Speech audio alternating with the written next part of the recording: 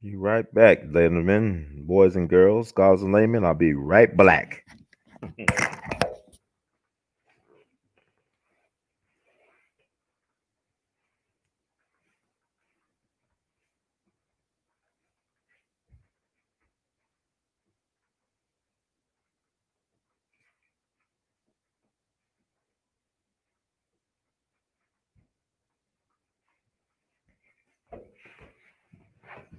All right.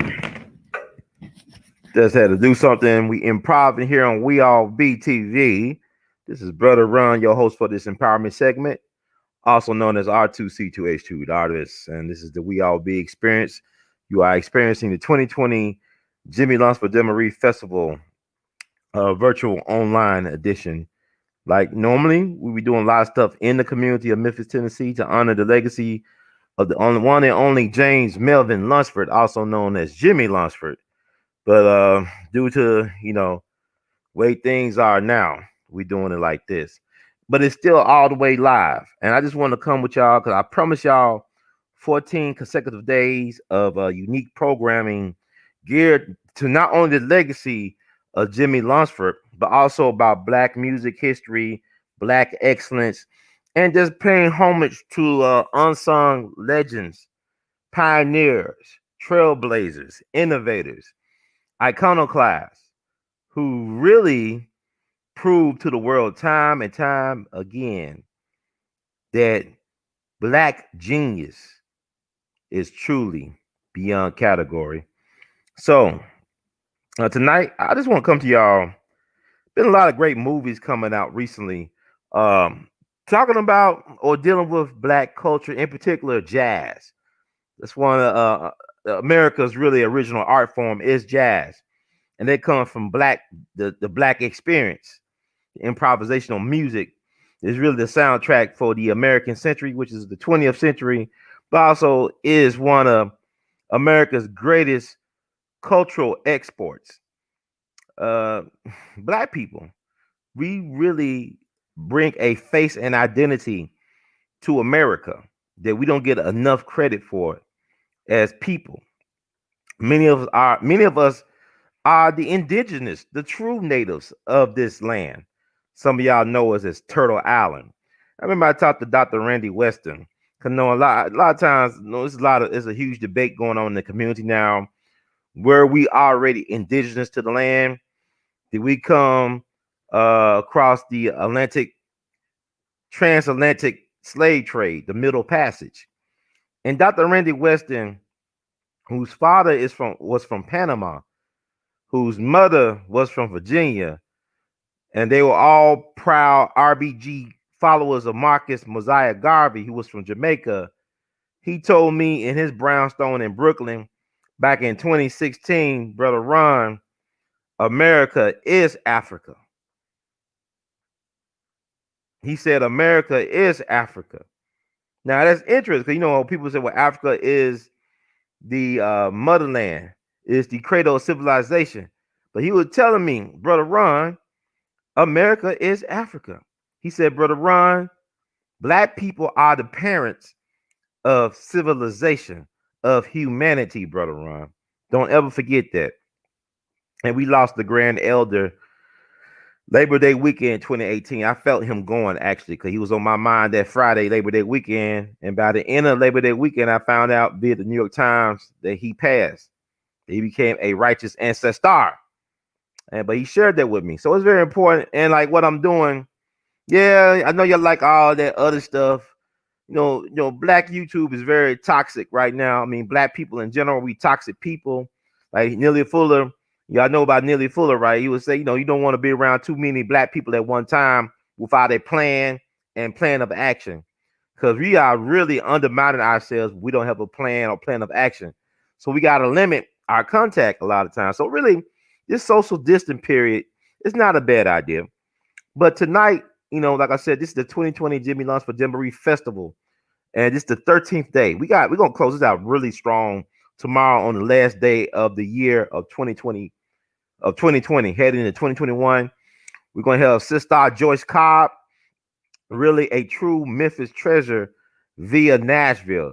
Sister Joyce Cobb is the 2020 Jimmy Lunsford homecoming. Jimmy Lunsford Jamboree Festival homecoming court queen, and rightfully so. She is a brilliant song stylist, masterful music educator, really a pioneer. She had a club she ran on Beale Street some years ago. So we're gonna talk about the changing of the music industry, about her backstory, about just the trials and tribulations of being a creative in these times. And what I love about this sister, she is a cancer survivor. She is I think it's pancreatic cancer. That thing been in remission for years. She's a modern medical marvel. The doctors are perplexed that she's been living this long. She has been in remission from pancreatic cancer for several years, which is unusual because it's very terminal. And then we had a great conversation earlier today. She said, "Well, Ron, why I'm still here? Because the doctors can't figure out why I'm still here." I said, "Well, you got work to do. You still got to do your real God work. It ain't over till it's over." So she's gonna be on our show. She's gonna bless us tomorrow. Talk about her amazing life story. Not only being a cancer survivor, but also a life thriver. And she's a big fan of Billie Holiday. So she's gonna share her thoughts on this documentary that we're gonna talk about tonight, which is entitled Billie. It's available for rental or for purchase on Amazon Prime. It premiered on that platform December 4th. A good friend of the program told me about this amazing documentary. What was weird is that I actually was looking at Billie Holiday, at a Billie Holiday documentary on the BBC that came out several years ago on YouTube on Christmas. See, Billie Holiday and Charlie Parker was heavily on my mind this past Christmas. Now I know why. Because number one, this is the centennial year of Charlie Parker's birth. That's Bird. And also, this is really the 105th anniversary year of the birth of Billie Holiday. But it's like there's a lot of Billie Holiday projects that have been coming out recently. Like yeah, this one, Billie. But also they got Lee Daniels project about Billie Holiday that should be premiering on Hulu streaming platform sometime next year, I think. Or if not, I don't know if it's on there now, but I believe it's gonna come out sometime early next year. But they purchased the rights to stream Lee Daniels' treatment of the Billie Holiday story. Now you had Diana Ross play Billie Holiday in Lady Sings the Blues, which was not historically accurate. It wasn't historically accurate. No, Diana Ross did not look nor sound like Billie Holiday by any stretch of the imagination. So we have yet to see a genuine biopic about Billie Holiday, but it may change with Lee Daniels' project. But I'm not really, all that big in Hollywood telling our stories as Black people. We got to find a way to reclaim the narrative, like August Wilson did. August Wilson, the guy who created the play that became the movie Ma Rainey's Black Bottom. August Wilson was brilliant, really ahead of his time, a true griot, and just a master artist and the master of the English language, one of our greatest playwrights this country has ever produced. But it was interesting. You read his backstory. He dropped out of high school when he was 15 because his teacher did not believe he wrote a paper about Napoleon Bonaparte. It was too exceptional. So the teacher thought the teacher accused him of plagiarizing. So he actually dropped out of high school at 15, but yet look what he's able to achieve. I mean, he got 10 plays, which is known as a cycle, that talks about the Black American experience from the Black perspective. So we really got to have a show about August Wilson as well, bringing on some people that talk about the genius and impact of August Wilson. But tonight, I want to talk about Billie Holiday and about this incredible documentary. So was there any other Billie Holiday project that came out besides the ones I mentioned? Greetings, Sister Duckworth. Thank you for joining us. Talking about that Billie Holiday, Billie, that's on Amazon Prime. You should be check it out, man. It just blew my mind. I saw it early this morning. It was amazing because what they did was this Jewish journalist. that was working on a book project back in the 70s on the life of Billie Holiday. She was a super fan. Her name was Linda Lipnack Kill. Linda Lipnack Kill. She was commissioned to do a biography on Billie Holiday, but she went deep into the rabbit hole like nobody else business, right? Deep into the rabbit hole. She had over 200 hours of tape interviews with people that knew Billie Holiday well, like her family, close associates, business persons, musicians and stuff, including Count Basie, Joe Jones, the drummer for Count Basie. She interviewed them, roommates. It's amazing about Billie Holiday because she wanted to tell a more comprehensive, definitive narrative on the life of Billie Holiday, this Jewish woman from the Bronx whose daddy was a labor organizer. So, and what's crazy is that she died a crazy death on the verge of publishing the book. This happened back in February of 1978. She's 38 years young because her birthday is January 24th, 1940. But she was taken out of here February 6th, 1978 in Washington, D.C., I believe, at the Count Basie concert.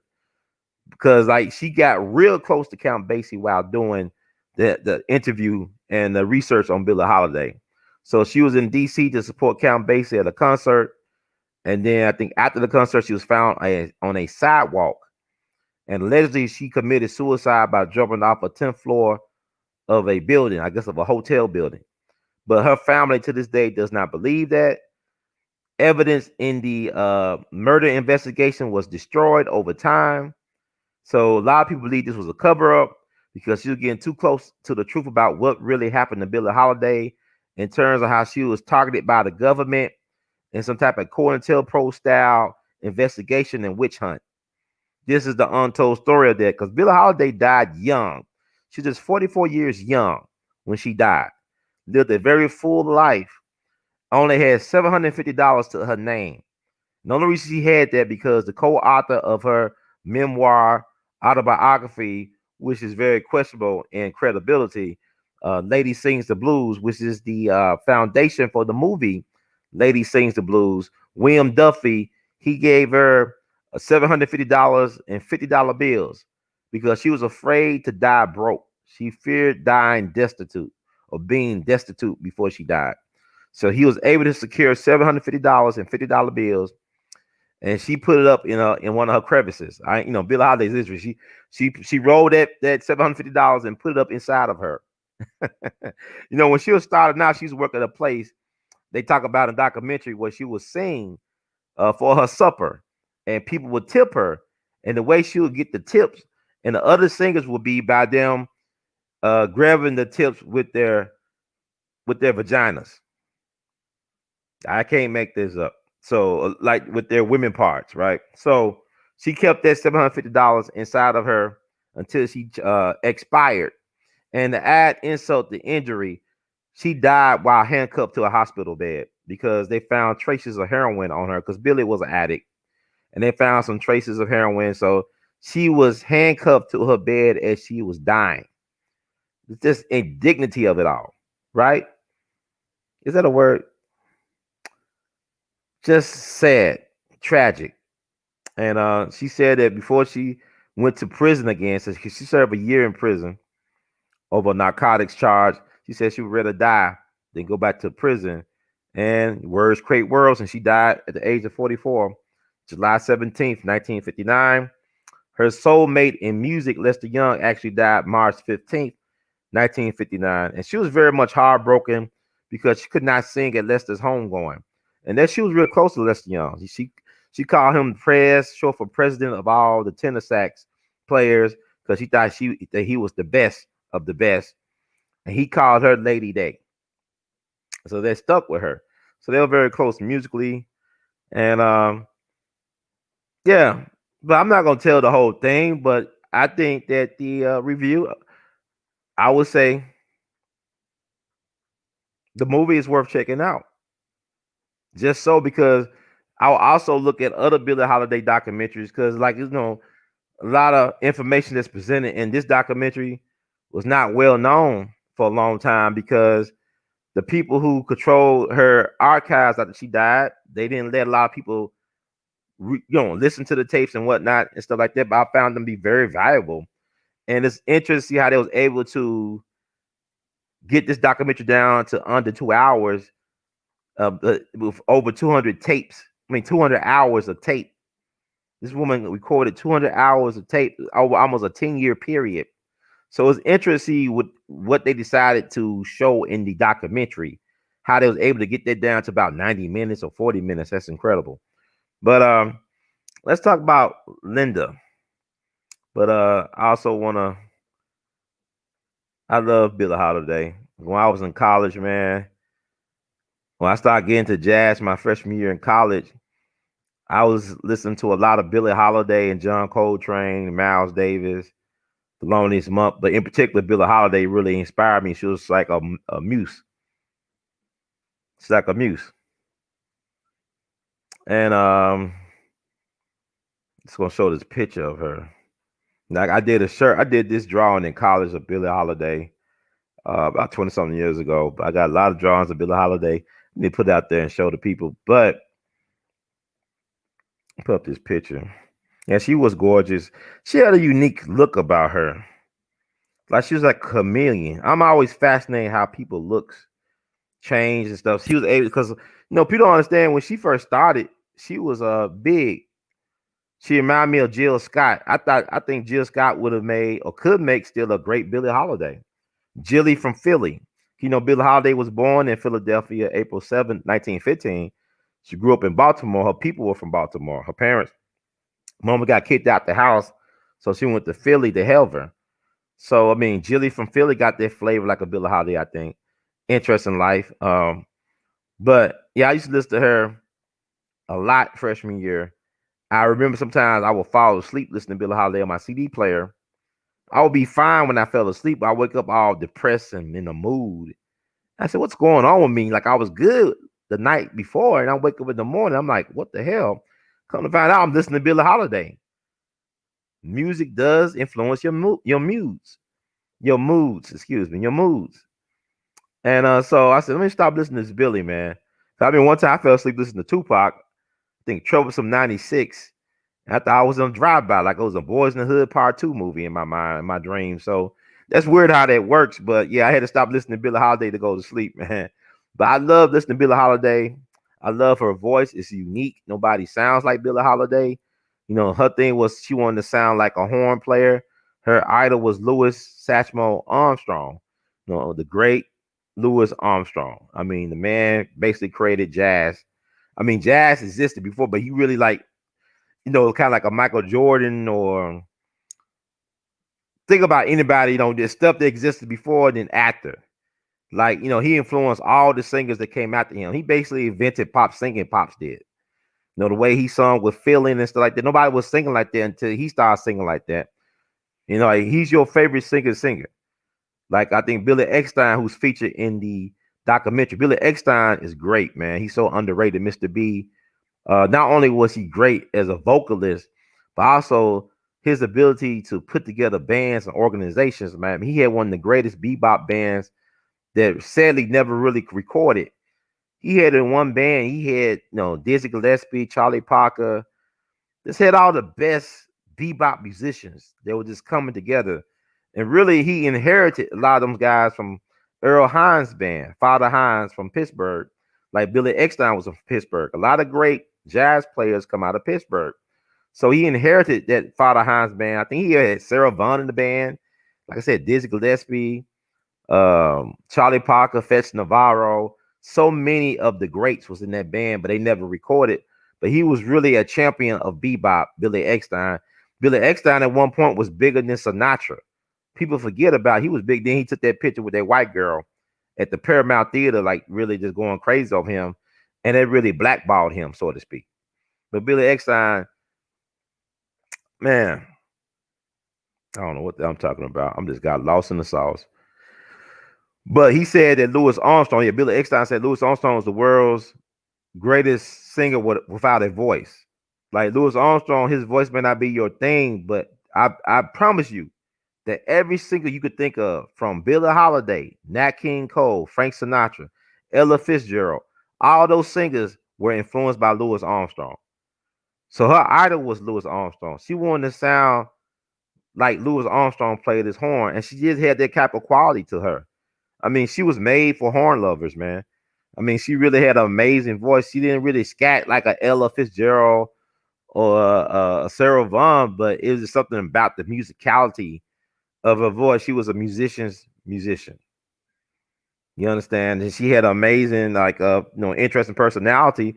You think about right now, people talk about WAP and you talk about Meg the Stallion and Cardi B. She was the wild woman. She was the one. I ain't gonna say she was the original wild woman. You got Mon Rainey, you got Bessie Smith, the blues women, the wild women. Alberta Hunter from Tennessee, Memphis.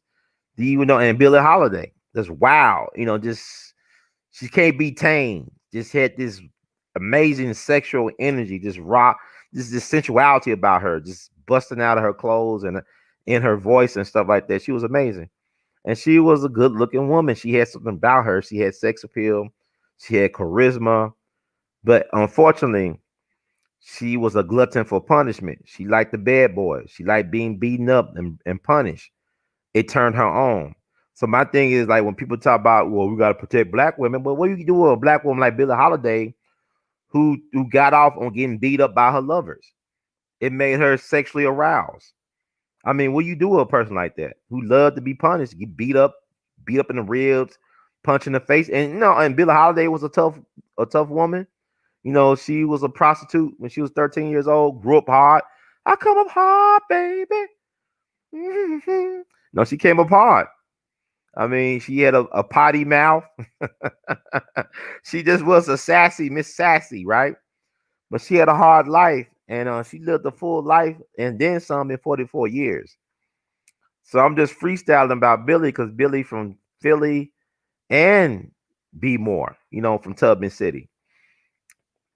But yeah, she grew up hard, man. And fascinating woman. But in this documentary, it talks about how she was targeted by the government for her addiction. They wanted to make her an example. Narcotics Bureau targeted her, even though she was not a seller, she was a junkie. But really, who sold her out was her manager, Joe Glacier, who was also Louis Armstrong manager, excuse me. And he also was the mentor of Clarence Avant, known as the Black Godfather, who made out on powerful business deals back in the day. That was his mentor, Joe Glacier, this Jewish guy from Chicago who's connected to the Al Capone mob. See, Al Capone was very prominent. He was kind of like a patron saint of black musicians in Chicago because they had to play his clubs. He owned a lot of clubs with a lot of black musicians played. So jazz was able to thrive during Prohibition because of gangsters like Al Capone who owned all these clubs. So Joe Glacier is from Chicago. People forget Louis Armstrong had to leave America for Europe because all the white gangsters were fighting over his service. They wanted to control his career. So he remembered Black Benny told him in New Orleans. He told this to Queen Elizabeth. He's, when Queen Elizabeth asked Louis how he was able to make it in the music business, he said, "Well, like Black Benny told me, he said, Louis, you found a white man who will stand up for you, who will defend you, and you become that white man's nigga." See, he said, I chose to be that white man's nigga. So he had somebody to protect him. So he finally met that in Joe Glacier, who had those type of connections to protect Louis. So he had to worry about nothing but just play his horn and get paid. And Louis actually outlived Joe Glacier by several years. But Joe Glacier took care of Louis. And so Billie Holiday was signed to Joe Glacier's organization as well. But Joe Glacier thought he was going to teach Billie Holiday a lesson by getting her jammed up with the government. He actually enlisted the narcotics agent to entrap Billie Holiday. He thought that if he did that and sent her to prison, she could clean herself up, get detox, and get off of drugs. He actually did more damage, more harm than good by doing that. And that documentary would illustrate how the government targeted Billie Holiday, how she almost got killed in a shootout with Philadelphia police. Yes, she was involved in a shootout with Philadelphia police back in 1947. How they didn't like the fact that she was getting involved in civil rights activism in terms of she sung that song Strange Fruit, which she did not write, but her version was like, it set the standard for the versions of Strange Fruit to follow. It was written by a Jewish guy, I think A.L.L, his name something like that, but he actually ended up being the guardian of Julius and Ethel Rosenberg's children. Julius and Ethel Rosenberg were found to be guilty of being spies for Russia during the Cold War years, right? Julius and Ethel Rosenberg, they were convicted of being spies, enemies of the state. They was executed by the United States government. So A.L.L actually adopted their children and raised them like his own. But he wrote the song Strange Fruit, and Billie Holiday made it what it was. Kind of like with Nina Simone. Think about Nina Simone, think about Mississippi Goddamn. And it's interesting that the female jazz artists are more vocal about protests than the black male jazz artists are. You think about Nina Simone, Mississippi Goddamn, think about Billie Holiday with Strange Fruit. Where is the male equivalent to what they did? Now, you had Charles Mingus, who was also featured in the documentary. He did the song Fables of Faubus, but it was instrumental. It was nothing vocalized in terms of lyrics. I love that song Fables of Faubus, and deals with the governor of Arkansas trying to block the Little Rock Nine from integrating Central High School. But where is the vocal, where is that version? Like, who answers back to Billie Holiday's Strange Fruit or Nina Simone's Mississippi Goddamn? Now, you look at R&B, you go like, I guess, the Message music. You look at, Sam Cooke and Change Gonna Come and Marvin Gaye, What's Going On, and Curtis Mayfield. But that's decades later from Billie Holiday. There's no jazz musician you could think of male that does the equivalent of what Billie Holiday does with Strange Fruit. So she paid a price for that, for articulating, expressing the frustrations and pain and grief of Black America through the Black genocide, And like it noticed in the documentary, when she sings that song, is with a seriousness and attentiveness that she don't even move. She just flat foot sing it. You understand? That voice is powerful. And even though she's been dead since 1959, her voice has not been silenced since that time. But it's sad that the government would do that to American citizens. Now, she had her demons, but did she deserve to be entrapped and almost killed and tortured by the American government? Think about how the IRS did Joe Louis. Joe Louis was a true American patriot. He was fighting on free boxing exhibitions during World War II, giving out tickets. He even gave Uncle Sam $1 million. He donated $1 million to Uncle Sam's government. He even helped Jackie Robinson, yes, D. Jackie Robinson, get to officer training school during World War II. And this country destroyed Joe Louis. They destroyed him. They didn't give a damn. Yeah, you had Roosevelt, you talking about Jim Crow and lynching and all this stuff, Black folks catching hell in the 30s, but you got them bragging on Joe Louis, like Franklin Roosevelt, who refused to pass an anti-lynching bill, talking about, Joe, we need your muscles to win for America. Take on Max Schmeling, the German boxer, the German champion boxer, right? Because Max Schmeling represented Hitler and Nazis. But funny thing about that is that Franklin Roosevelt them loved Hitler at first. He was one Time magazine Man of the Year. America loved Hitler, including the White House. They were fans. And all of a sudden, towards the end of the 30s, oh, we not fans no more. Black folks still catching hell. But hell, Joe Louis, you're American now because you're taking on the Nazis for Uncle Sam. And then Uncle Sam screwed Joe Louis with no Vaseline like Vin Rames and that movie Pulp Fiction. They broke Joe Louis. So this is what you're dealing with. So COINTELPRO existed before the 1960s. I can make a case that COINTELPRO was invented when the FBI took down Marcus Mosiah Garvey in the 20s. When they entrapped Marcus Garvey and neutralized him. by hiring the first black FBI agent, James Warman Jones, and framing him for mail fraud and all this stuff. If you go back even before that, when they created the Mann Act, saying that it was illegal to transport women across state lines for immoral purposes, they should call it the Jack Johnson law because it was geared towards Jack Johnson, the first black heavyweight champion, because of his thing for white meat. I ain't talking about no chicken. I'm talking about white women. Where the white women at? Where the white men? Where the white women at? That was Jack Johnson. You know, they were killing folks every day. They were lynching black folks. When Jack Johnson won a fight, they were lynching black people. There'll be race riots. And Jack Johnson didn't give a damn. He said, where the white women at? And here's the speeding ticket I paid for. I mean, Jack Johnson was a speedster. That man will drive through going almost 100 miles per hour or whatever in places like Georgia, where they were hanging Negroes like Christmas ornaments from trees. He said, look, I'm going to speed on the way back, so take this extra $50 or $100 or whatever, because I don't give a damn. Matter of fact, when he died, he was speeding in North Carolina because he was mad that he was treated disrespectfully at this restaurant in North Carolina. I believe the restaurant refused to serve him because he was black. So he was mad. He was driving around on corners too fast and got into a tragic car accident.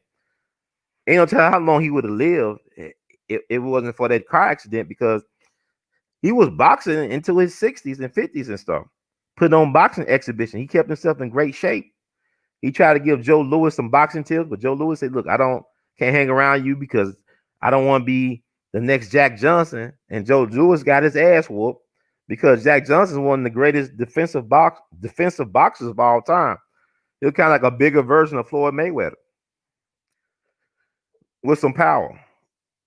The Mann Act, you think about, they created unions to keep black folks from working after the Civil War. The most skilled class of people in the country were black people. So they always making laws and stuff to keep us in our places, in our sunken place, to keep us from having anything, to having access. So Billie Holiday was not any exception. Let's read a little bit background into Billie Holiday. I'm just talking, but I'm fulfilling what I'm supposed to do. Yeah, I love Curtis Mayfield. Yes, it's Yvette. What's your thoughts about the documentary? I would share them. The documentary is on Amazon Prime. It's on Amazon Prime.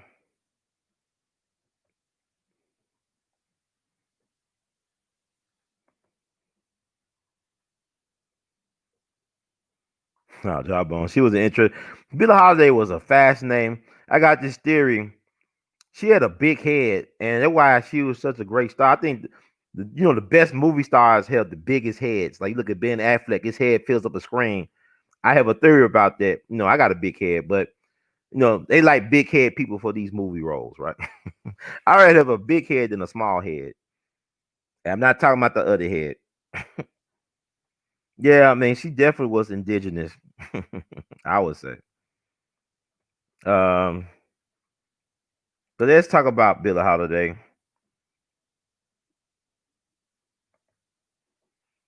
Um, I mean, it's so much to get into, man. It's so much of our history that's disrespected because they want to make it about one or two people. When you talk about Black history, they don't like it's a joke, right? Black history, man. Who we talk about? Rosa Parks and Dr. King, maybe Malcolm X. There's so much more to our people than meets the eye. And my thing, I'm just trying to pay it forward my own little way. That's Eleanor Fagan, known as Billie Holiday. Her daddy was the guitarist for the Fletcher Henderson band, the great Fletcher Henderson, right? The guy who invented the jazz orchestra, that Fletcher Henderson.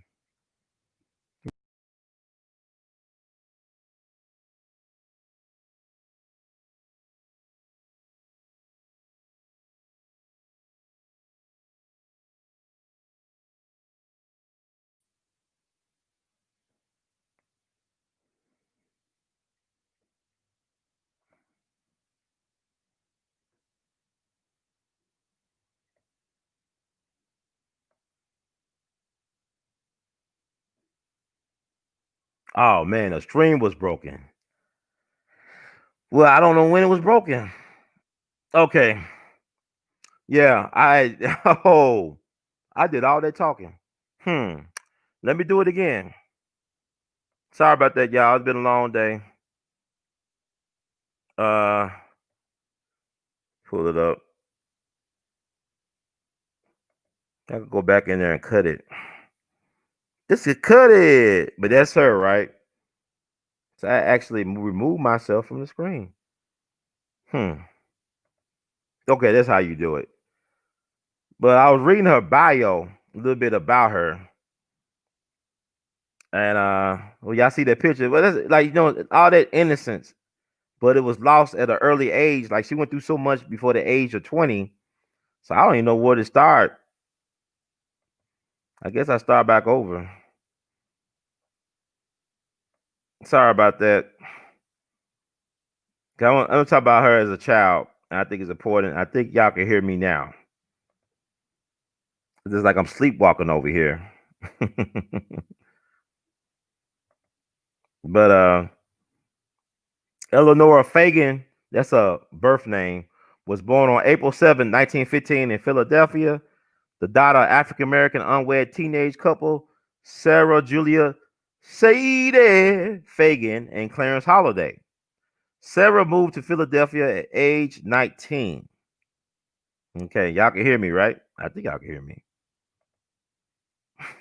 After she was evicted from her parents' home in the Sandtown, Winchester neighborhood of Baltimore, Maryland, for becoming pregnant. With no support from her parents, she made arrangements with her older married half sister, Eva Miller, for Eleanor to stay with her in Baltimore. Not long after Eleanor was born, Clarence abandoned his family to pursue a career as a jazz banjo player and guitarist. Some historians have disputed Holiday's paternity, as a copy of her birth certificate in the Baltimore archives lists her father as Frank DeVisi. Other historians consider this an anomaly, probably inserted by a hospital or government worker. DeVisi lived in Philadelphia, and Sadie Harris may have known him through her work. Sadie Harris, then known as Sadie Fagan, as Sadie Fagan, married Philip Gow, but the marriage ended in 2 years. Eleanor grew up in Baltimore and had a very difficult childhood. Her mother often took what were then known as transportation jobs, serving on passenger railroads. Holiday was raised largely by Eva Miller's mother-in-law, Martha Miller, and suffered from her mother's absences and being in others' care for her first decade of life. Holiday's autobiography, Lady Sings the Blues, published in 1956, is sketchy on details of her early life, but much was confirmed by Stuart Nicholson in his 1995 biography of the singer. She frequently skipped school, and her truancy resulted in her being brought before the juvenile court on January 5th, 1925, when she was 9 years old. She was sent to the House of the Good Shepherd, a Catholic reform school, where she was baptized on March 19th, 1925. After 9 months in care, she was paroled on October 3rd, 1925, to her mother. See, this is before she's 12. She's not even a teenager. Anytime she's being paroled. Holiday's mom had opened a restaurant, the East Side Grill, and mother and daughter worked long hours there. She dropped out of school at age 11. On December 24th, 1926, Holiday's mother came home to discover a neighbor, Wilbur Rich, attempting to rape Eleanor. She successfully fought back and Rich was arrested. Officials placed Eleanor in the House of the Good Shepherd under protective custody as a state witness in the rape case. Holiday was released in February 1927 when she was nearly 12. She found a job running errands in a brothel, and she scrubbed marble steps as well as kitchen and bathroom floors of neighborhood homes. Around this time, she first heard the rackets of Louis Armstrong and Bessie Smith. In particular, Holiday cited West End Blues. That's a Louis Armstrong classic song. It's a brilliant song. Louis Armstrong and Earl Father Hines on piano as an intriguing influence, pointing specifically to the scat section duet with the clarinet as a favorite part. By the end of 1928, Holiday's mother moved to Harlem, New York, again leaving Billie with Martha Miller. By early 1929, Holiday had joined her mother in Harlem. Their landlady was a sharply dressed woman named Florence Williams, who ran a brothel at 151st West 140th Street. Holiday's mother became a sex worker, and within a matter of days of arriving in New York, Holiday, not yet 14, became a victim of sexual trafficking at $5 per client. The house was raided on May 2nd, 1929, and Holiday and her mother were sent to prison. After spending time in the workhouse, her mother was released in July, and Holiday was released in October.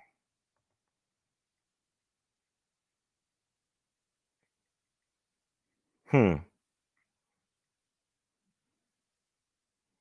Yeah. That's. I mean, look at all the trauma she been through. The psychological trauma, leaving in a room with a dead girl overnight. That's madness. See, this is what we up as a people. The fact that she went through all that, like child sex trafficking, you know, teenage prostitute abuse, abandoned by, abandonment issues. That's crazy. These are, I mean, our people are amazing. We are amazing people.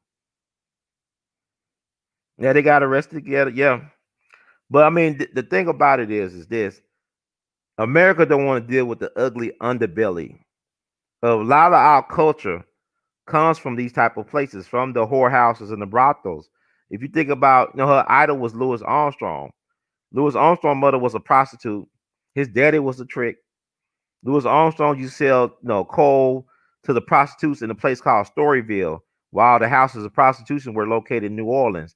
Storyville is also where the jazz was. You have people like Jill Morton, they piano players, they playing jazz in these whorehouses. So you got the culture come out the whorehouses or the brothels. You understand what I'm saying? So Louis Armstrong's first wife was a prostitute named Daisy Parker. So what that make Louis Armstrong? When she used to get mad at him, she would try to throw bricks at his head. That was his first wife. You think about James Brown, grew up in a whorehouse and brothel. You think about Richard Pryor, grew up in a brothel. His grandmother was a madam that went to church every Sunday. Look at that semi-biographical movie, JoJo Dancer, Your Life is Calling. He makes reference to that. Richard Pryor, and also he was sexually molested by a neighbor growing up. You think about, I know I'm in Memphis. The person who saved Memphis from the yellow fever epidemic was a guy named Robert Church Sr. from Holly Springs, Mississippi. He made a lot of his money through real estate that had brothels and whorehouses.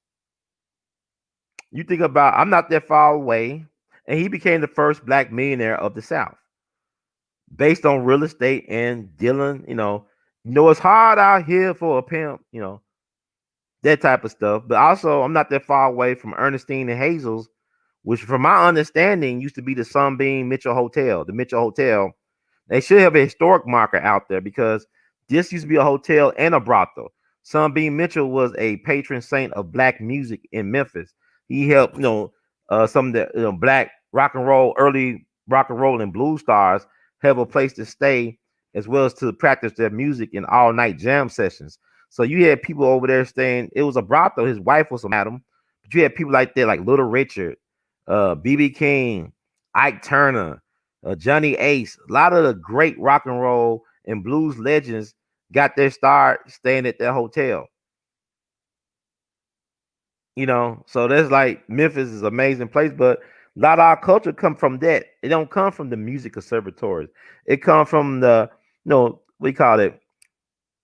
Louis Armstrong grew up in a place that was known as the battlefield, Jane Alley, the battlefield. So it don't come from the genteel places and the Ivy League universities and conservatories. Our culture comes from the underbelly. It comes from the struggle. It's folk music. American culture is really based on folk art. And black folks, we are the master folk artists.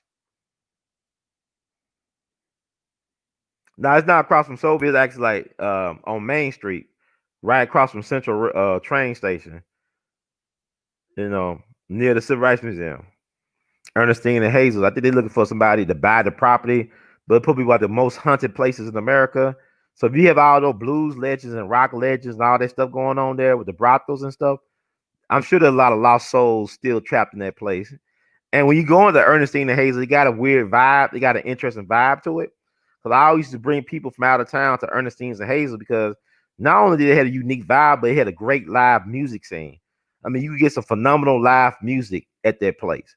Like or New Year's Eve last year, I was at Ernestine's and Hazel. Man, they had a phenomenal live band from Arkansas playing that night, and that's the energy, man. It was amazing. It was off the hook. And then also they have these hamburgers called Soul Burgers. It's some of the best hamburgers I ever tasted. I think it was the sauce. The sauce, it got to be the sauce. It's better than a Big Mac, and the sauce they have in these burgers. But yeah, but a lot of our culture come out of whorehouses, and a lot of our greatest geniuses are products of those type of places. Like you look at Billie Holiday, Richard Pryor, Louis Armstrong, James Brown. Do I need to name more? You know, so we are interested, but that documentary. I said John Heyman discovered Billie Holiday, right? That's the white guy. And it's funny how white people got this Christopher Columbus complex when they want to say, I discovered this, I discovered that, right? But places already existed. Billie Holiday was actually an actualized person before he discovered her. She was already who she was. You understand? She already had a voice, that unique phrasing she had, the unique sound. So he just so happened to be in Harlem slumming, I guess. And a lot of white folks just go up to Harlem to practice a form of escapism. Like you think about, the Cotton Club, right? Black folks couldn't be customers at the Cotton Club, but they could perform for white clientele. With the exception of black celebrities like Bill Bojangles Robinson, you wouldn't have too many black folks that were able to sit with the white clientele at the Cotton Club to watch the darkies perform. Because they had a jungle theme. Duke Ellington was the original house band. The Duke Ellington Orchestra was the original house band orchestra at the Cotton Club. And they had jungle music. They called what he did jungle music, with all them weird, effects with the horn. They all that stuff. So that was called jungle music. That would be stereotype of black culture. But Duke was above that. No, he was a historian. He was a master historian. He used music as a way to tell the story of the Black American experience. And that's another show in and of itself. But white folks used to go up to Harlem to escape, to even have sex with black people. That was a thing because Billie Holiday allegedly had sex with Benny Goodman for a recording date. Benny Goodman, recorded some of Billie Holiday's first recording. And Benny Goodman was the brother-in-law of John Heyman, who allegedly not only discovered Billie Holiday, but also the Count Basie Orchestra and also Bob Dylan, along with some other people. They give him, and he was a Vanderbilt. He was part of that white elite society, the Vanderbilts, right? So you look up John Heyman, but he's featured in the documentary talking about his experiences with Billie Holiday, trying to make himself look real good, because there's a couple of scenes in there where Joe Jones, the drummer for the Count Basie Orchestra, and Count Basie, who she ended up like the lady who was working on the book, Linda Kill. She had a really, really close relationship with Count Basie. It was kind of like suggested that they were lovers, but they never confirmed that in the documentary. But it was alluded to that maybe they had a real special relationship. So he was much older than Linda Kill. Kill was just 38 when she died. Count Basie was almost 80 years old at that time when he was, communicating with Kill. And really Count Basie looked like Willie Brown, or Willie Brown looked like Count Basie, the former mayor of San Francisco, Kamala Harris, mentor, that guy. They kind of look alike, like Willie Brown and Count Basie look alike in their older age. That's what's up. He played piano. Count Basie played piano. So how did that work? Was the Count Basie Orchestra, or was Count Basie still around? Well, you said your grandpa played in the orchestra after Count Basie became an ancestor. I'm curious about that because that was his instrument. Count Basie from Red Bank, New Jersey, but he went to Kansas City for his fortune and fame. He took over the Benny Moten Orchestra. It became the Count Basie Orchestra. What happened to Benny Moten, who is the king of Kansas City swing, back in the 30s, he was getting a tonsil surgery done. He was getting his tonsils removed, and he died doing the operation. Now, when I talked to the old heads in Kansas City, they were saying that he was murdered by the doctor, by the dentist, because he was screwing the dentist's wife. So the old heads told me the reason why he died on the operating table was because he was screwing the dentist's wife, and the dentist killed him. But how can you prove it? Because people die a lot when they're doing an operation. Okay, he said back in the day. Okay, that's cool. Who's your father? Who was your grandfather's name? I'm curious to know that. But then Count Basie took over the organization and became the Count Basie Orchestra. And then, John Heyman discovered him. I believe he heard him on the radio in Chicago, I believe. I don't know, and the rest is history. Because he actually, Count Basie was involved in that Spiritual to Swing concert that Robert Johnson was supposed to be a part of. Because John Hammond, he discovered Robert Johnson too. So he trying to send some scouts down to Mississippi to find out where Robert Johnson was located. But by that time, Robert Johnson was dead. He died in August 16, 1938. So what John Hammond ended up doing, he ended up playing Robert Johnson records on the stage at Carnegie Hall. Because the Spiritual to Swing concert was held at Carnegie Hall.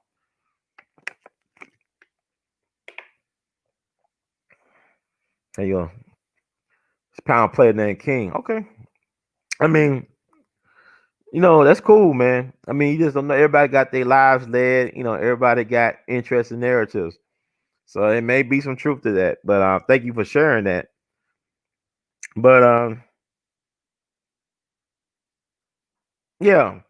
So Billie Holiday was really like a COINTELPRO counter of Billie Holiday by the feds, by the Narcotics Bureau, because she was not a trafficker. She was just an addict, but her manager, Joe Glacier, wanted the government to try to, not destroy Billie Holiday. He wanted them to stop her from destroying herself with drugs. So he thought that by getting her entrapped by the government and sending her to prison, that would help detox her. But it didn't. It only, hastened her death. So this woman got in the shootouts with the cops in Philadelphia in 47. All types of stuff, man. So like Joe Louis. I think I said about Joe Louis. I mean, he was doing all this stuff for America, right? Joe Louis was a true American patriot. He signed up for Uncle Sam during World War II. He put on free boxing matches for Uncle Sam for the war effort, right? Giving away tickets for people to attend these boxing exhibitions, even donated $1 million to the American government. And what they do to him? They used the IRS to destroy and buck break Joe Louis. Joe Louis even advocated for Jackie Robinson, yes, the Jackie Robinson, to go to officer training school during World War II. Real American patriot. It's funny how, like I said, black folks catching hell in America, like Billie Holiday talked about in Strange Fruit. Black folks catching hell, Gallon South and all this stuff. But they still want to make the world safe for democracy. Joe Louis could not even get protection at home. And but what did Franklin Roosevelt and them say? Joe, we need your arms and your muscles to win for America against the Nazis. And America loved the Nazis. Like I said, Hitler was on the Time magazine as a man of the year back in the 30s. And Franklin Roosevelt admired Hitler before World War II. They openly admired Hitler before World War II. So I mean, I don't know if they got cut off when I was blacked out, but they make these laws to target black people, right? Because the Mann Act was made, it should be called the Jack Johnson law. Because you can't transport women across state lines for immoral purposes. They really talk about Jack Johnson love of white meat, which is white women. But y'all should, and also let me talk about the lady, that Linda lady, who was trying to work on a book and she got murdered. I believe she got murdered by people because she knew too much. Because her sister said in the documentary she was being harassed by people around Count Basie, not Count Basie himself, but because she was revealing so much truth. Like I'm talking about John Heyman. Like Joe Jones and Count Basie said it was John Heyman that divided Billie Holiday from the Count Basie organization because Billie Holiday they loved playing with Count Basie, but they feel like they were trying to make her into a stereotype. Like she was a jazz lady, but John Heyman wanted her to be a blues artist or whatever, make a bluesy. Hey, John Heyman also had something to do with the career of Bessie Smith as well. So he has a track record of trying to be the gatekeeper of black culture. He had an extensive track record of that. So, but Count Basie them get livid about John Heyman broke up the crew. It was a it was a Vanderbilt that broke up the crew. You let a Vanderbilt break up your crew because Billie was riding with Count Basie and Joe Jones, and John Heyman forced her to leave. And I believe that Count Basie and Joe Jones were telling the truth about it. I believe John Heyman was like, I hate to say lie, but he was trying to make himself look better than it actually was for him in the whole situation with Billie Holiday. Because it's like she was very happy in the Basie organization because she especially was with musicians that supported her, that overstood who she was, and also her soulmate, her music soulmate, Lester Young, was in the Basie band. But she ended up, getting with Artie Shaw, another Jewish clarinet player, one from Baltimore. Because Billy Goodman was a Jewish clarinet player from Chicago, and she experienced all type of racial horror stories on the road with a white band. She experienced that too with the Basie band, because even I believe, I think it was Joe Jones or Harry Sweets Edison, who was interviewed, talked about how, yeah, we had to use the restroom outside, but there was no place for Billie Holiday to use the restroom. She was a lady. It's easy for us to use the restroom outside, but for her, you know, then with the white band, and then they were talking about how she would get an extra hamburger just in case on the next stop she would not be able to get anything to eat from the restaurant because they wouldn't serve black people.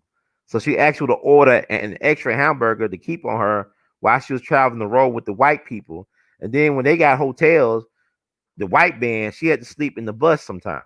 If she couldn't find no adequate housing with a black family or whatever, or black hotel or motel, she had to sleep in the bus. And then of all this undignified treatment, when the Artie Shaw band was about to be on a break, the Artie Shaw Orchestra, she had to quit or got fired when they was in New York City playing at the Lincoln Hotel. Of all hotels, they fired her because she was black. And they would not even let her walk through the front door. She had to walk through the kitchen in some of these establishments, right?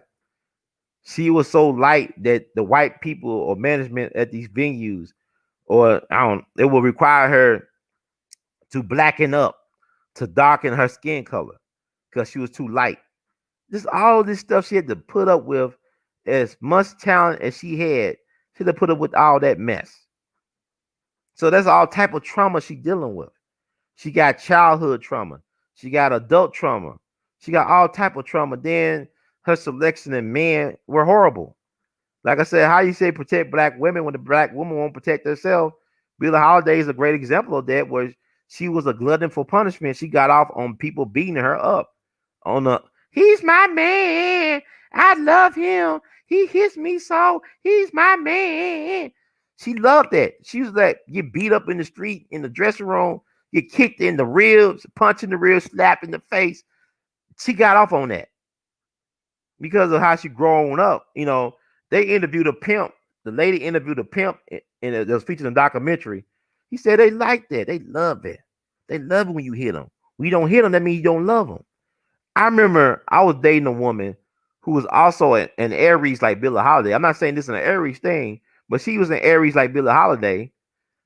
She was telling me, Ron, I used to think if a man did not hit me, he did not love me. If a man did not try to fight me, that means he didn't care for me. She thought like that. And this woman was very educated woman.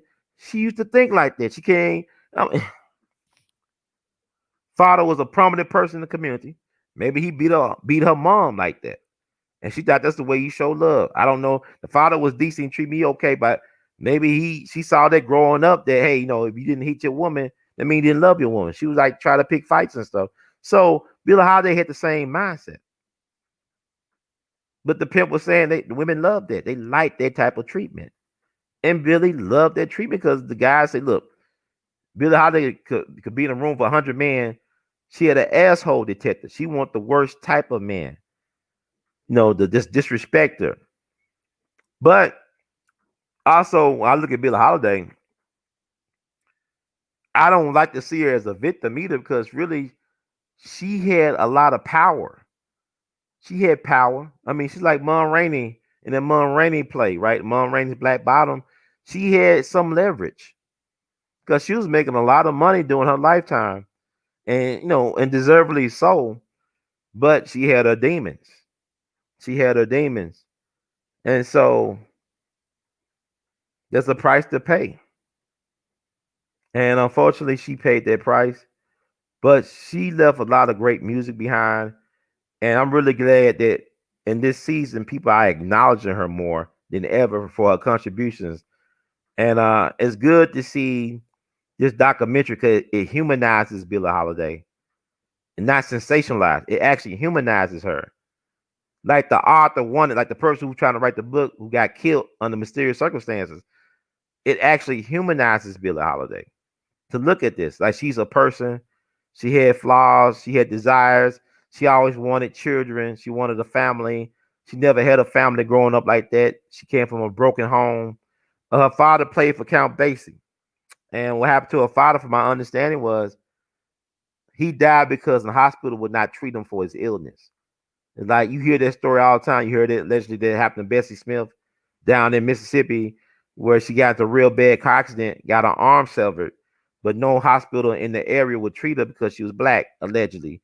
So she died at a place known as the Riverside Motel today in Clarksdale back in September of 1937. So I hear this story about Charles Drew, the father of the blood transfusion, blood plasma, whatever you want to call it.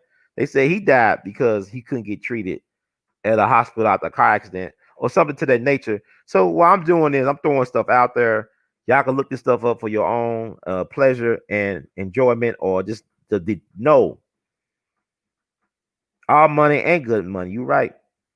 Well, we all are victims, so to speak. What I'm saying is she went through a lot of hard knocks, but she made a lasting contribution with the culture, though, with her voice for posterity. There's a lot of folks that go through this life, take a lot of hard licks and hard knocks, and really don't leave anything to know that they existed, that they were there. She left her fingerprints, her footprints all over this place with the music, because there's nobody that sounds like Billie Holiday to this day. She had a lot of fans and admirers. Like you look at Carmen McRae. Carmen McRae is a disciple of Billie Holiday, but Carmen McRae is unique in her own way. She does not sound like Billie Holiday, but that's her inspiration. And with Billie Holiday, it was like a saying: the greater the artist, the greater the insecurity. She didn't think of herself as an artist, and she was an amazing artist. But she didn't have the like. You think about Whitney Houston. Whitney Houston didn't know how great she was. I mean, you remember how people talked about that at her funeral? Like you look at Kevin Costner, he said she didn't know how great or talented she was. She was very, very insecure about her standing in her artistry, even though she had one of the most amazing voices of all time. The same thing with Billie Holiday. I mean, Billie Holiday didn't have no Whitney Houston like that type of range, but Billie Holiday had an amazing, expressive voice that was rich and full in its own way, that conveyed her lived life. Like I like a part when they featured a radio interview in a documentary, and the radio interviewer asked her, "Why do you think that jazz musicians, die so young?" Because she said something to the effect, I'm gonna get it wrong. Because we try to live 100 years in 100 days or something like that, or 100 days in one day. Basically, trying to do it all. You know what I'm saying? And that could be your downfall. Because she was extreme, like Charlie Parker. They had extreme appetites. She did everything to the extreme. And so, I mean, live, die young, live fast, die young, and leave a beautiful corpse. Billie Holiday, Jean Michelle Basquiat, you know, Tupac, that type of stuff. Yeah, women not knowing their self worth. A lot of us don't know our worth though, or what we bring to the table as a people, especially black people, as well as individual, but as a collective, we don't know our value. We let other people define and assign value to us. And Billie Holiday, what was crazy, her last husband, Louis McKay, he really beat the mess out of her, control her career, was buying property in her name, and she was going to divorce him. She was on her deathbed though, but she was going to divorce this man, but she died before she could divorce him, and so he ended up, owning her estate. A man that's really just treated her bad, poorly. He ended up owning her estate, and he's dead now. Of course, I don't know when he died, but I'm sure he's dead. I don't have to even look that up. But a lot of people say, "Oh, he was a horrible man," but he controlled her estate. So she wrote "God Bless a Child." Billie Holiday not only sung songs, but she wrote them.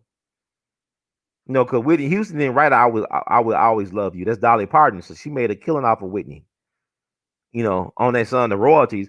But Billie Holiday wrote "God Bless a Child." She wrote a couple songs. And what was unique about Billie Holiday is that she was an alchemist.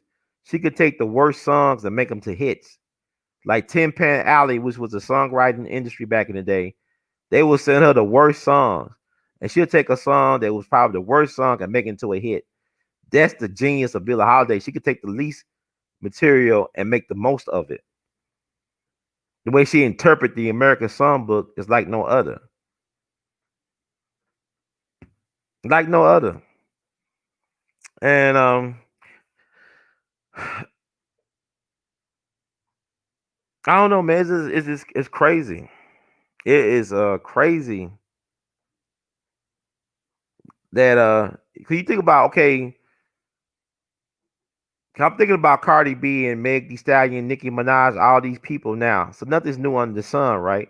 They the wild women of today, right? They the wild, untamed. You can't tame them. They gonna do what they do. They boss. So Billie had that type of bravado, so to speak, and all that type of stuff as well. Uh, like I said, protect black women. How you think about Cardi B when she bragged about drugging men and taking their money, robbing them and drugging them, and leaving them sexually vulnerable, and she's a hero or shero, and she gets to sit down with the so-called president-elect Joe Biden during the election and have an interview, like it's like Bullworth Part Two. That movie with Warren Beatty and Halle Berry. It's like it was the Part Two version of that. Just really weird and surreal, and don't it's like, what the hell, right? So Cardi B is not no Billie Holiday, because even Billie Holiday came up hard. She had that prostitute background and all this stuff, but she, like Charles Mingus said, she was talking and singing civil rights before there was a Dr. King. That's what that Strange Fruit song. You look at all the things she had to endure on the road with the black and white bands, how she was treated by Jim Crow South and by white people in general, and then her own manager using the federal government to crush her, to break her. Somebody she could trust and confided in, Joe Glazier. So what you saying, brother Ron? Said y'all need to watch this documentary. That's basically what I'm saying. And let me talk about the woman who really helped create the foundation for this. She got what she wanted in the end, but it cost her life. By her work she did, it helped to humanize Billie Holiday, but she never published her book. She lost her life. She did all them interviews, over 200 hours of interviews. Tony Bennett, Charles Mingus, roommates of Billie Holiday's, John Heyman, Count Basie, Joe Jones. She interviewed all these people, and she lost her life. So her death was not in vain. But let me pay homage to her, Linda Kill.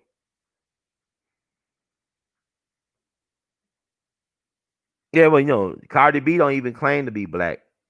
You know, and man, the thing, man, it's just, oh man, I'm sorry, I'm just having a brain freeze right now. But Let's see something. I think I'm gonna wrap it up because I'm rambling right now. I'm really need to get a little bit of rest, but I want to make sure I honor my promise that I'll give y'all 14 straight days of content, related to black music, to Jimmy Lunsford, to our culture, and also just give some tidbits. I mean, I think y'all need to watch that. It's worth the $6, especially if you got your stimulus money.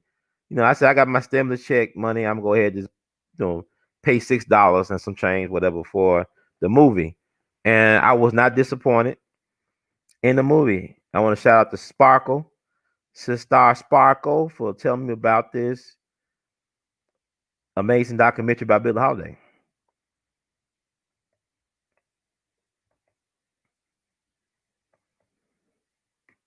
So I'll put that up there.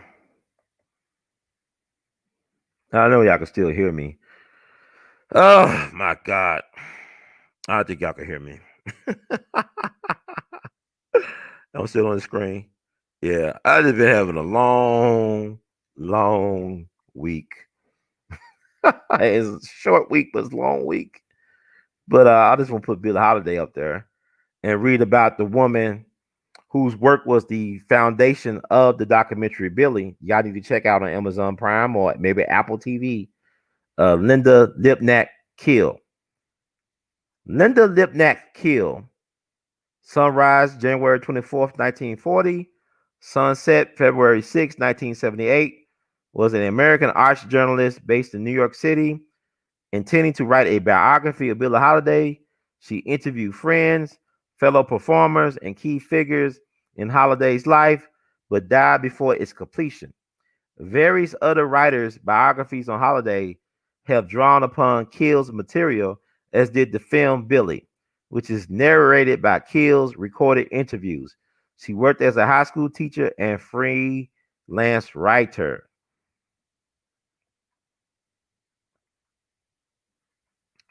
Interviews that Kill conducted with writers were published in the Paris Review in 72 and 78. She was a Jewish feminist and a fan of Billie Holiday.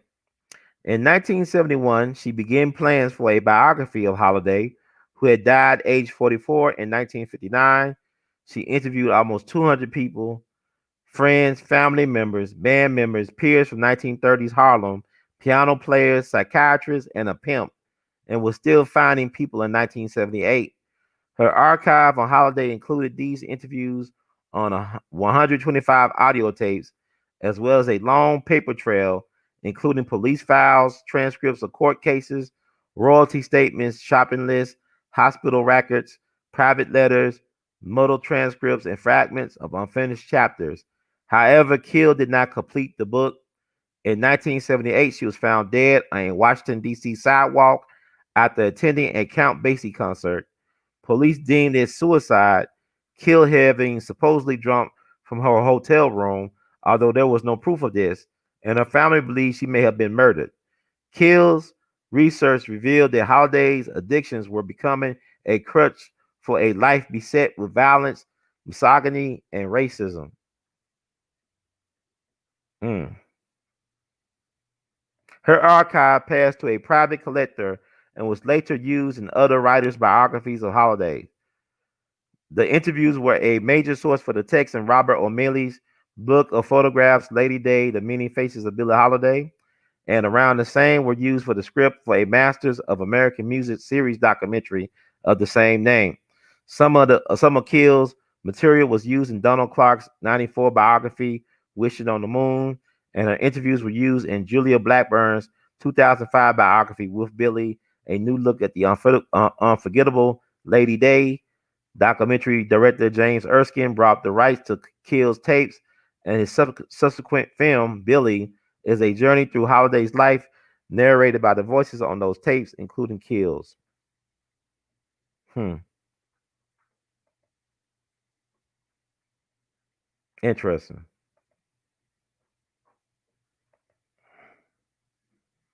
Yeah, Amazon Prime. What's the name? It's called Billie.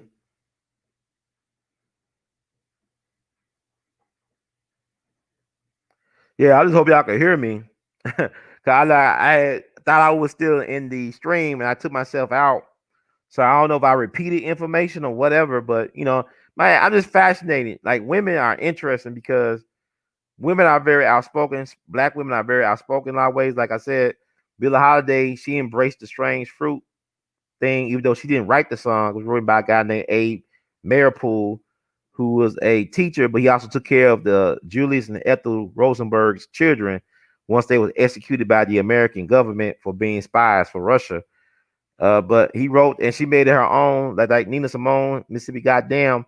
But where is the jazz man equivalent to them with these protest songs? Therein lies the question. Like hip hop right now, what's going on with black people in this country? Now you had Little Baby do his song. I respect that. The effort to try to do a anthem song for the moment, but our musicians have been co-opted. And you think about Billie Holiday, right? How they did her, how they saw her as a threat because she had a voice, so they want to silence her, and how they use folks that she thought were her friends and allies to betray her. She was too beholden to the white establishment, and really to this day, the white patriarchy are the gatekeepers of our culture. Think about Clive Davis. There's no reason why Clive Davis held this type of power over black music. But look at his history. And I'm not going to get into it on this show, but it's quite, he held, to me, he held Whitney Houston back in terms of her creativity. Because Whitney didn't even know her value, but she wanted to do some more soulful things than some of the pop stuff she was doing. And Clive would not have it. Just like with Elvis Presley, with Colonel Parker, Elvis had some acting ability. He could have been like a James Dean or Marlon Brando, but Colonel Parker wanted him to make money. He was a cash cow. So one of the ways they use to control these artists is through drugs. Whether it be Elvis, whether it be Whitney, whether it be Billie Holiday, drugs are used to control the artists.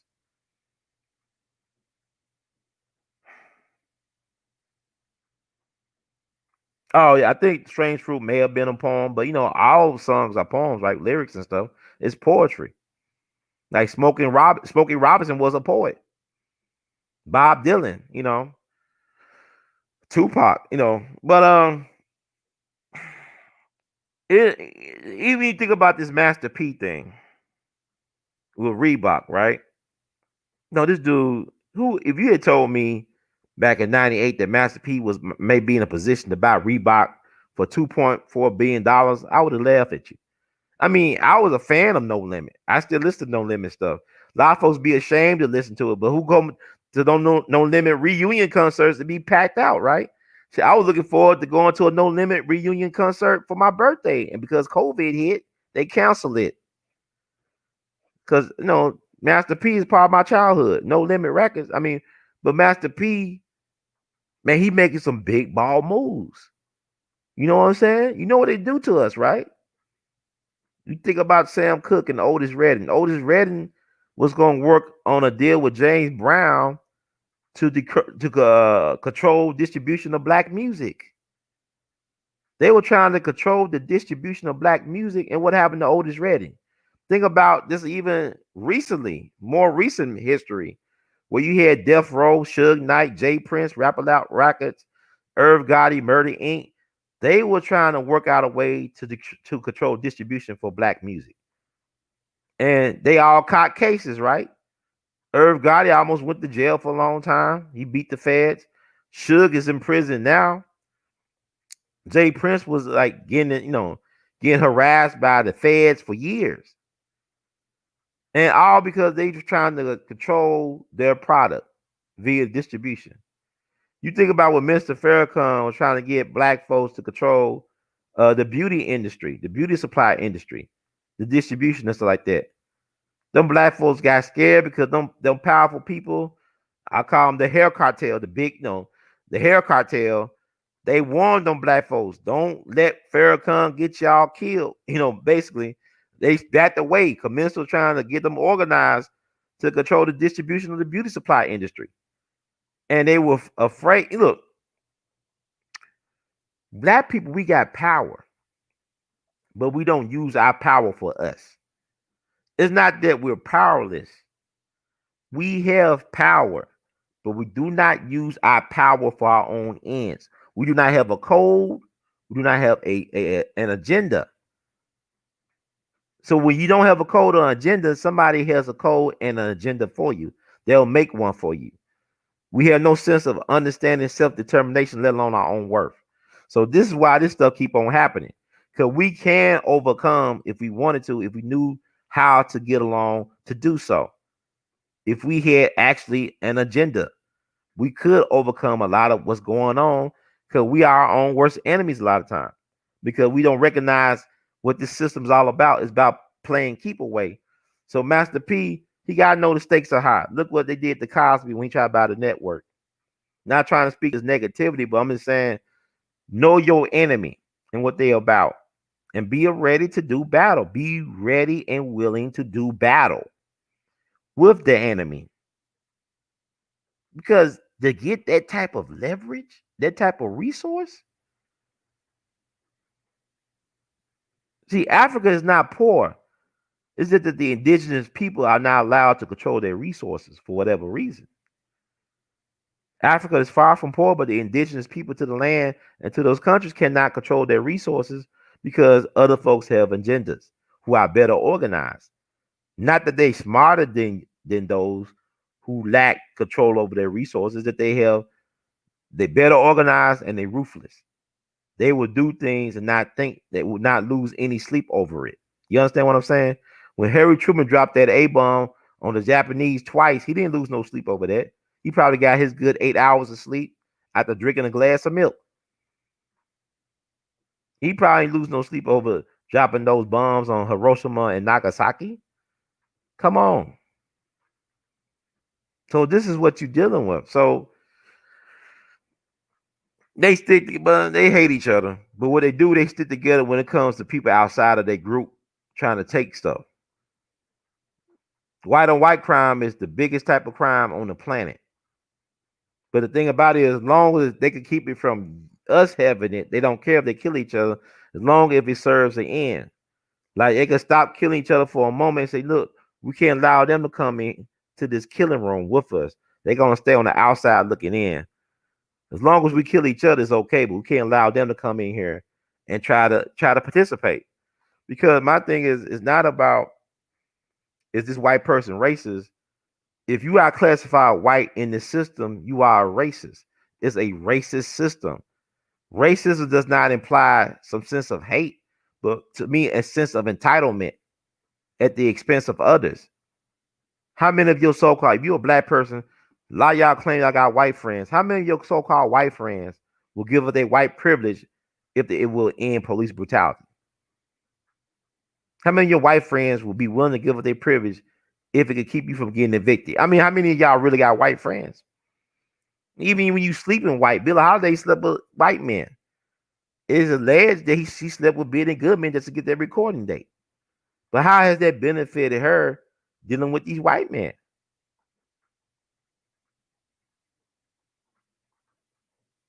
She lost her life at the end.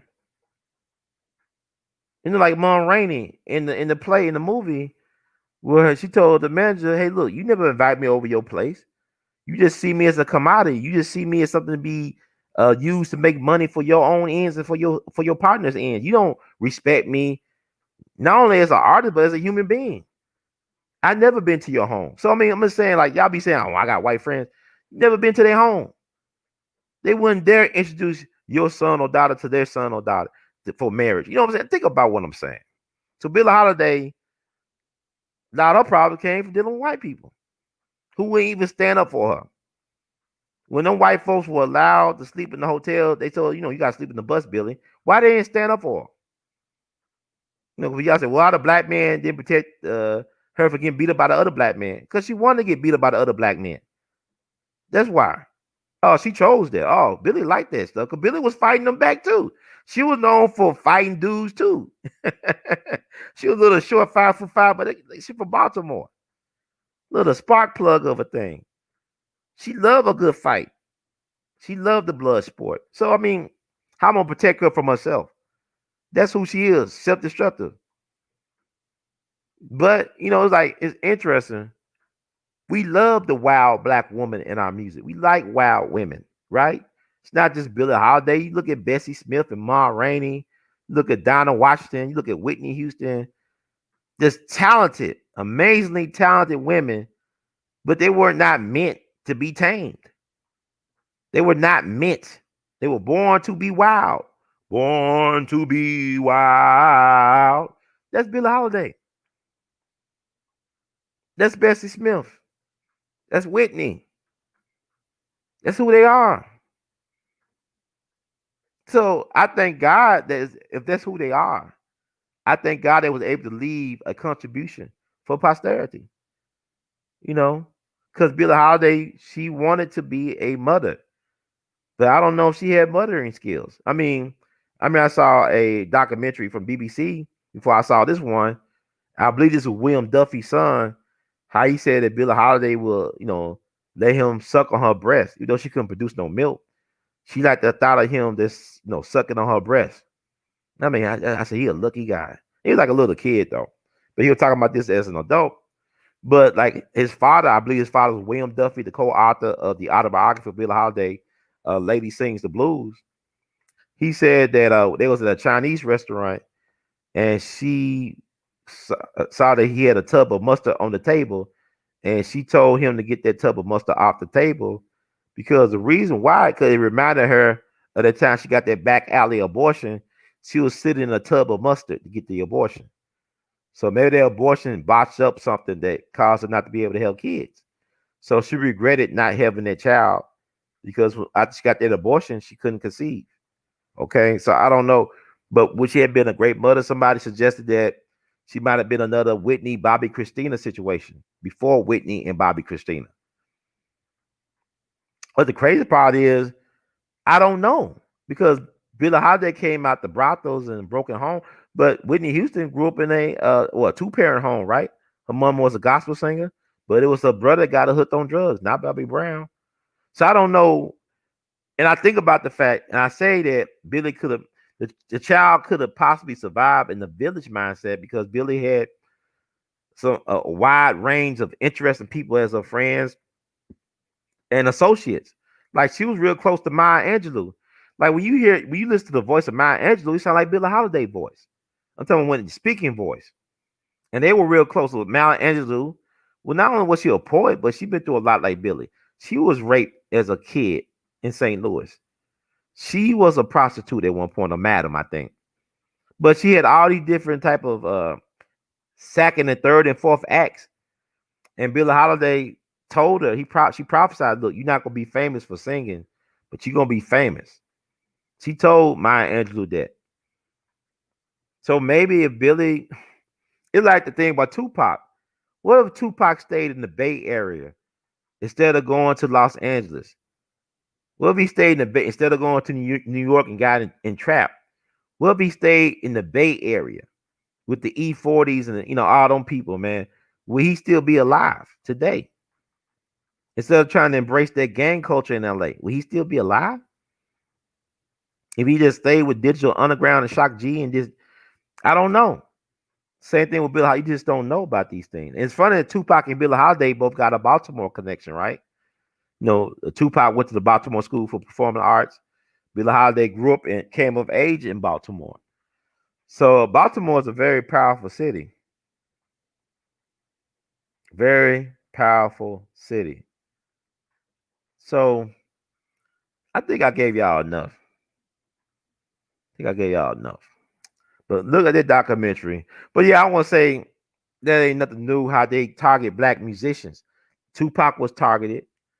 Think about Jimi Hendrix. I would never stop bringing up Jimi Hendrix because he was targeted. His manager was MI6 British intelligence Mike Jeffrey, who disappeared in an alleged plane crash back in the 70s. He was over Jimi Hendrix's estate, but they murdered Jimi Hendrix for his estate. So they could make more money off him dead than alive. But Jimi Hendrix gave a lot of money to the Black Panther Party. He gave a lot of money to the Black Panthers. So they took him out of here. Think about so many like Bob Marley, so many cases of musicians that got political. And once they got political, they got caught in the sauce. Thank you, Sister Yvette. I think I said all I could say, man. Like I'm just sleepwalking right now. But I hope this has been of use. I'm gonna try to edit out the dead space I had. 'Cause I thought I was talking to you all, But I took myself out the stream. I don't know how long that actually is. Maybe I could edit it out. But I think that's for today. I gotta get ready. Oh, it's 12 o'clock. Jeez. Mm. So check out that Billie Holiday, Billie documentary on Amazon Prime. I believe it's available on Apple TV as well. But I saw mine on Amazon Prime. You can, rent it for 48 hours, so you have enough time to watch it. You don't have to watch it right away, but it's one of them things that I might look at it a couple more times because I know there's a lot of stuff I missed out on while I was watching it. But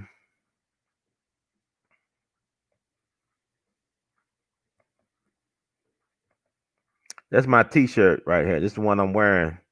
Lady Sings the Blues. That's Billie Holiday. I did that back in college, and it's available on my Teespring. Go there at the bottom of this description on the shelf. That's give you access to our official website on Teespring, R2C2H2's place.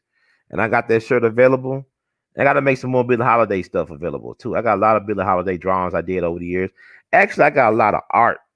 I know y'all been asking in the comment section that I need to do a show about the art, and I guess I will start doing those things in 2021.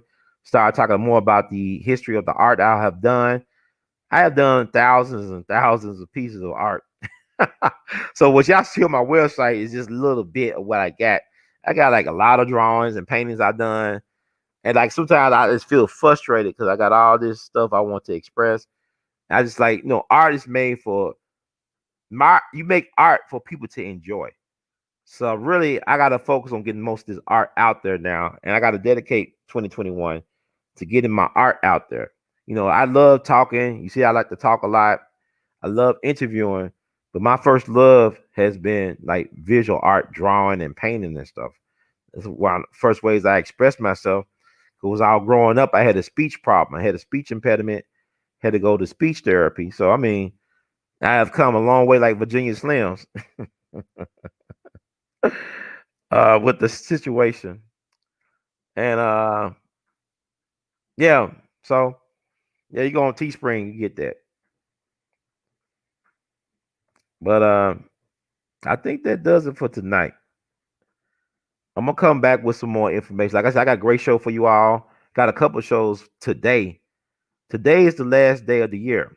So I want to thank y'all for rocking with me, hanging out with me, and encouraging me to keep on this path, on this God work I'm on. Cause it could be difficult sometimes, man. It could be lonely, but I'm never alone. So with that said, if you like the words from Brother Herb, please spread the word. Subscribe to We All Be TV on YouTube. That's We All Be TV on YouTube. You can also support the movement. You can cash out your support at $ R2C2H2. You can also Google Pay or PayPal at R2C2H2 at gmail.com. You can Vimo your support at R2C2H2. And you can Zelle your support at R2C2H2 at gmail.com or phone number 901-299-4355. And let me read this disclaimer if I get out of here. Y'all very patient with me, man. I said I stepped out the screen. Y'all let me know. Hey, Brother Ron, what's going on? Disclaimer: the views expressed by hosts and guests on the We All Be TV platform are not the official views, opinions, beliefs, or perspectives of We All Be News or the We All Be Group Incorporated. We All Be News is an organization that thoroughly believes in supplementing the information narrative that is usually supplied by the corporate news entities with those viewpoints, expressions which may be marginalized or ignored for a plethora of reasons. We are about informing the general public on alternative perspectives as it relates to news and information and letting the general public be the ultimate judge in deciding on how to use said information. Informed citizens are responsible citizens. Thank you for your support. And that does it for tonight. Y'all, thank y'all family for tuning in. Thank y'all so much for the love.